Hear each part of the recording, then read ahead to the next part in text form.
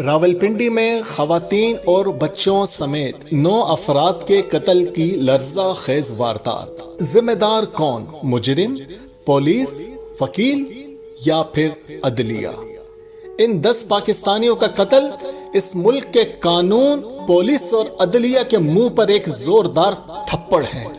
اگر ان مجرموں کے دل میں قانون کا، پولیس کا یا عدلیہ کا تھوڑا سا بھی ڈر ہوتا تو وہ کبھی بھی اتنا ظلم نہ کرتے۔ اطلاعات کے مطابق پہلے ان مجرموں کی کسی خاتون کو قتل کیا گیا تھا، جس کے جواب میں انہوں نے دوسرے گروپ کی حاملہ خواتین کو بچوں سمیت قتل کر دیا۔ انسانیت کے شعور سے پہلے ایسا کیا جاتا تھا کہ اگر کسی نے آپ کی گائے کو مار دیا تو دوسرے شخص کی بھی گائے کو مار دیا جاتا تھا۔ اگر کوئی کسی کی ماں کو قتل کرتا تو جواب میں قاتل کی ماں کو قتل کر دیا جاتا تھا۔ لیکن جیسے جیسے انسانیت ترقی کرتی گئی، دنیا میں قانون بننا شروع ہو گئے، لیکن پاکستان میں اب تک وہی پتھروں کے زمانے سے بھی پہلے والا قانون چل رہا ہے۔ اگر کوئی کسی کی بیوی کو قتل کر دے تو وہ جواب میں اس کی بیوی کو قتل کر دیتا ہے۔ ایسے ظالم بھیڑیوں کو لگام صرف قانون کے ذریعے ہی ڈالی جا سکتی ہے۔ لیکن ہم ان عدالتوں کا کیا کریں کہ جن کے بارے میں سیاستدان یہ کہتے ہوں کہ ہم وکیل نہیں بلکہ ڈائریکٹ جج کرتے ہیں۔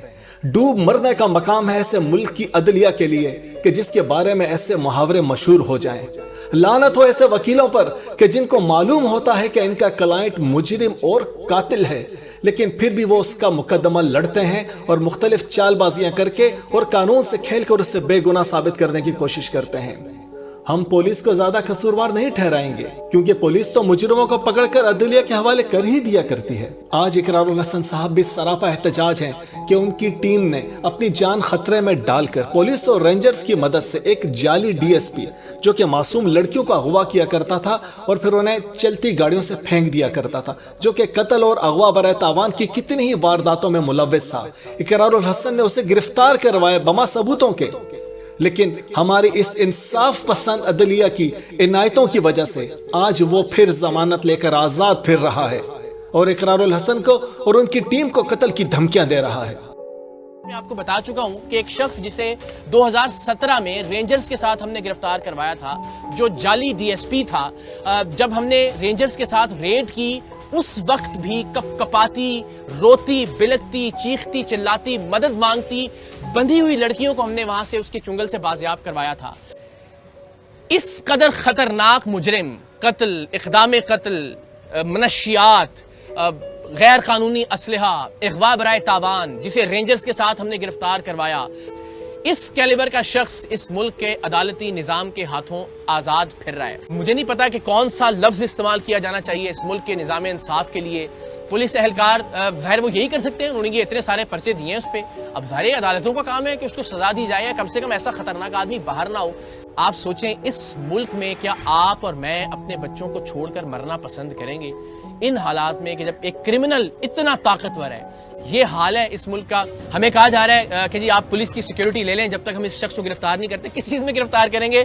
یہ اتنے سارے مقدمے ہیں، سب میں تو اس کی بیل ہو گئی، وہ باہر آ گیا ہے۔ میری جتنے بھی ارباب اختیار اس وقت دیکھ رہے ہیں، بالخصوص عدالت سے متعلقہ جو شخصیات ہیں، اللہ نے جنہیں اختیار دیا انصاف کا، ان سے دست بستہ درخواست ہے، اس کرمنل ریکارڈ کا حامل شخص بھی اگر اس وقت آزاد پھر رہا ہے تو پھر وہ لوگ جو تنقید کرتے ہیں وہ تو کرتے ہی ہیں، میں بھی تنقید کر رہا ہوں۔ اگر اس پہ توہین عدالت لگتی ہے تو میں حاضر ہوں، گرفتار کر لیجئے، جو سزا بنتی ہے آپ بالکل سزا دیجئے، لیکن اپنے بچوں کے لیے، اپنے بچوں کے مستقبل کے لیے ہم آواز اٹھاتے رہیں گے۔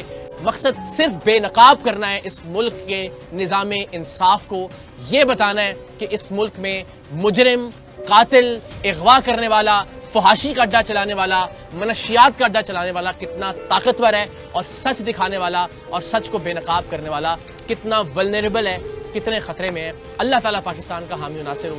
ہم اپنے حصے کی شمع روشن کرتے رہیں گے، چاہے اس شمع میں، اس دیے میں ہمیں اپنا لہو شامل کرنا پڑے۔ انشاءاللہ پاکستان زندہ باد۔ اس ملک کی عدلیہ اور قانون مجرموں، قاتلوں، ظالموں اور کرپٹ سیاستدانوں کے سامنے کتنی کمزور اور بے بس ہے، اس کا اندازہ آپ سپریم کورٹ کے چیف جسٹس ثاقب نثار کے اس واقعے سے لگا سکتے ہیں کہ جب انہوں نے شرجیل میمن کے پاس سے شراب کی 2 بوتلیں پکڑی تھیں، لیکن پھر عدالت میں ان کو شہد اور زیتون ثابت کر دیا گیا تھا۔ 2014 میں ماڈل ٹاؤن میں ساری دنیا اور میڈیا کے سامنے पुलिस से दर्जनों पाकिस्तानियों को कत्ल करवाया गया। हामिला खवातीन के जबड़ों में गोलियां मारी गईं। इन खवातीन की बच्चियां अभी तक बेबसी की तस्वीर बने इंसाफ के लिए दर दर की ठोकरें खा रही हैं, लेकिन इनकी फरियाद सुनने वाला कोई नहीं।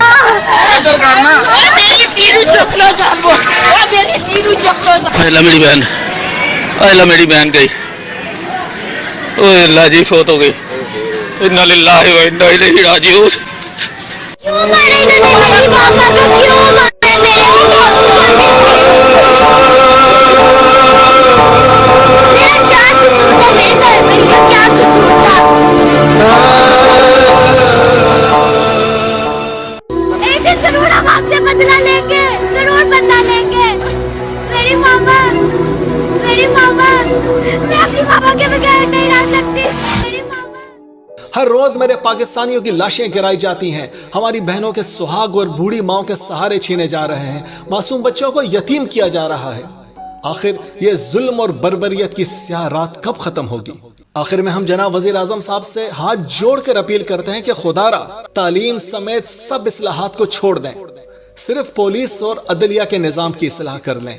चोरी, डाका, कत्ल, करप्शन, मासूम बच्चों के साथ ज्यादती, अगवा बराए तावान, भत्ताखोरी और मिलावट समेत तमाम मसाइल हल हो जाएंगे। एक मर्तबा फिर सुन लें, सिर्फ पुलिस और अदलिया के निज़ाम की इस्लाह। जितने जज रिटायर हो चुके हैं उन्हें दोबारा से जिम्मेदारी दीजिए। 24 घंटे अदालत लगनी चाहिए, 8-8 घंटे की शिफ्ट में हर जज और अमला काम करे। इस तरह सिर्फ 6 महीने में भी तमाम के तमाम मुकदमात का फैसला हो सकता है। गवाह और मुल्जिम की तरह जज भी कुरान पाक पर हाथ रखकर यह कहे कि मैं फैसला गैर जानिबदार होकर करूंगा। अगर इंसाफ ना करूं तो अल्लाह मुझ पर, बीवी बच्चों समेत अपना कहर नाजिल करे। वकील भी कुरान पाक पर हाथ रखकर कहे कि मेरी नजर में मेरा मुवक्किल बेगुनाह है। अगर मैं जानबूझकर किसी कातिल और मुजरिम का साथ दूं तो अल्लाह मुझ पर, बीवी बच्चों समेत अपना कहर नाजिल करे। इसी तरह पुलिस में एक बार भी करप्शन में मुलव्विस तमाम पुलिस वालों को जबरी रिटायर किया जाए, क्योंकि इनमें से अक्सर के मुजरिमों से ताल्लुकात होते हैं, जिसकी वजह से मुजरिम बेखौफ होते हैं। पुलिस में नए पढ़े लिखे नौजवानों को भर्ती किया जाए और उनकी जहनी और इखलाकी ट्रेनिंग का खुसूसी इंतजाम किया जाए। अगर उन्हें बैरून मुल्क भी भेजना पड़े तो भेजा जाए। किसी भी जुर्म में मुलव्विस होने पर पुलिस, वकील और जजों की सजाएं और सियासतदानों की सजाएं डबल होनी चाहिए। अगर आप लोग जो इस वीडियो को देख रहे हैं मेरी इस राय से मुत्तफिक है तो खुदारा अपनी जिम्मेदारी समझकर इस वीडियो को ज्यादा से ज्यादा वायरल करें, ताकि ये अरबाब इख्तियार के ईवानों तक पहुंच सके। अगर कोई इस वीडियो को अपने YouTube चैनल पर अपलोड भी करना चाहता है तो मेरी तरफ से कोई एतराज नहीं है। एक पुरअमन माशरे के क़याम में हमारा साथ दीजिए और अपना भी हिस्सा मिलाइए। इस वीडियो को व्हाट्सएप और फेसबुक और तमाम सोशल मीडिया पर वायरल कीजिए। जो भी इस वीडियो को जब भी देखे, अगर उसे वीडियो पसंद आए तो बराए मेहरबानी मेरी माँ और मेरे वालिद साहब के लिए एक मर्तबा दुरूद पाक पढ़कर उनकी मग़फ़िरत की दुआ ज़रूर कीजिएगा।